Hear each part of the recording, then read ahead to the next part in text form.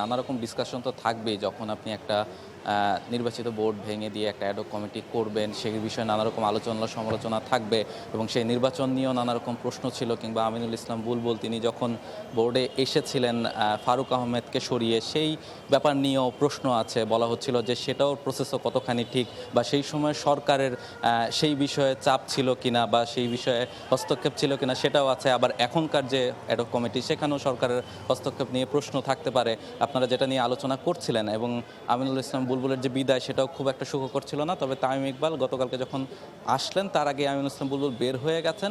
এবং আপনি যেটা বলছিলেন যে আজকে কি সিদ্ধান্ত আসতে পারে, গতকালকেই তারা জানিয়েছিলেন যে আজকে তারা একটা গুরুত্বপূর্ণ মিটিং করবেন। যেহেতু গতকালকে মোটামুটি একটা ইন্ট্রোডাক্টরি মিটিং ছিল, সেই জায়গাটাতে আপনি বলছিলেনই একটু আগে দর্শকদের জন্য যে কী সিদ্ধান্ত এসেছে, একেবারে বেসিক যে সিদ্ধান্তগুলো। তবে আজকে যেটা গুরুত্বপূর্ণ ব্যাপার সেটা হচ্ছে যে স্ট্যান্ডিং কমিটি যেগুলো রয়েছে সেগুলো আসলে ঠিকঠাক করে দেওয়া বা ভাগ করে নেওয়া, আসলে কে কোন কমিটির দায়িত্বগুলো পালন করবেন, যেহেতু 11 জনকেই দায়িত্বগুলো পালন করতে হবে।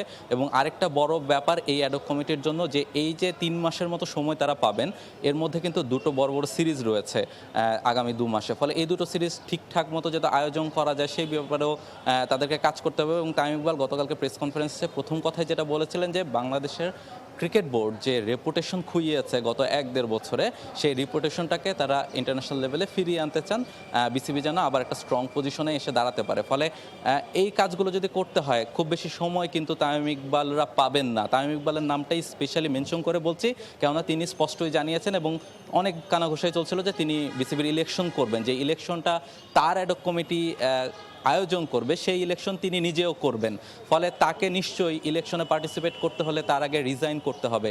এবং তিনি যখন রিজাইন করবেন, ফলে 3 মাস যদি আমরা অ্যাডহক কমিটির মেয়াদ ধরে নিই, তার আগে যদি রিজাইন করতে হয় আরও মাসখানেক আগে তাকে রিজাইন করতে হবে। ফলে তিনি হয়তো বা মাস 2-1-এর বেশি সময় পাবেন না। ফলে এই সময়টার মধ্যে তাকে সব কিছু গুছিয়ে এই দুটো সিরিজ আয়োজন করে রেপুটেশন পুনরুদ্ধারের কথা তিনি যেটা বলছেন সেটা যদি তিনি করতে চান, কী কী প্রসেস হবে, এছাড়া স্পোক্স পারসন ঠিক করে দিয়েছেন, কিংবা স্ট্যান্ডিং কমিটিগুলো কে কোন জায়গাটায় আসবেন, এবং সব মিলিয়ে এই সব সিদ্ধান্ত তাকে নিতে হবে এবং এইভাবেই কাজটা ভাগ করে দিতে হবে। ফলে খুব চ্যালেঞ্জিং আসলে 2 মাসের মধ্যে। আরেকটা ইম্পর্টেন্ট ব্যাপার যেটা আমি মিস করে গেছি, এই 2 মাসের মধ্যে যেটা সবচেয়ে বড় ব্যর্থতা বলা হচ্ছিল আমিনুল ইসলাম বুলবুলের বোর্ডের, যেটা হচ্ছে ক্রিকেটাররা ক্রিকেটে ফিরতে পারছিলেন না। ন্যাশনাল টিমের ক্রিকেটাররা হয়তো বা খেলছিলেন, টি-20 ক্রিকেটাররা হয়তো বা অদম্য টি-20 কাপ খেলছেন। Dhaka premier division cricket league is the biggest tournament for Bangladesh cricket প্লেয়ারদের জন্য। 100-র উপর ক্রিকেটার এখানে খেলেন এবং মোটামুটি বাংলাদেশ ক্রিকেটের স্ট্রাকচারটা ঢাকা লিগের উপর অনেক বেশি নির্ভরশীল।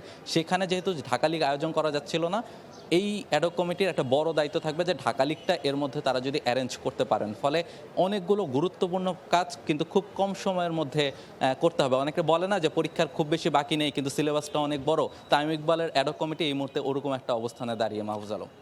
For more updates, subscribe to our YouTube channel and click on the bell icon. Follow us on Facebook and Instagram. Download T-Sports app to enjoy exciting games and highlights. Visit tsports.com.